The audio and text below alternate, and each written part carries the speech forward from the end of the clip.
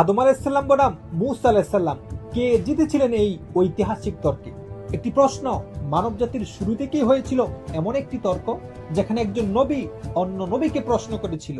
হ্যাঁ, হযরত আদম আলাইহিসসালাম এবং হযরত মূসা আলাইহিসসালাম এর মধ্যে হয়েছিল এক অবাক করা সংলাপ।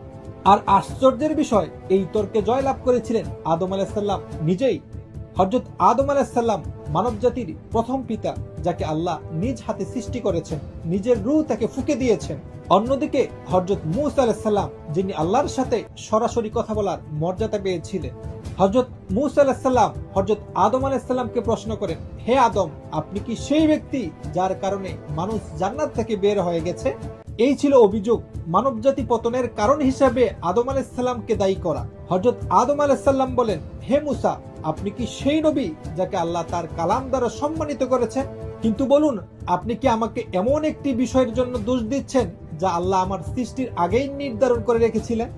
এটি ছিল তাকদীরের প্রশ্ন, আল্লাহ পূর্ণ নির্ধারণের ফয়সালার প্রশ্ন। রাসূল সাল্লাল্লাহু আলাইহি ওয়াসাল্লাম বলেছেন, অতএব আদম আলাইহিসসালাম মূসা আলাইহিসসালামের উপর জয়লাভ করেছিল। সহিহ বুখারী, সহিহ মুসলিম।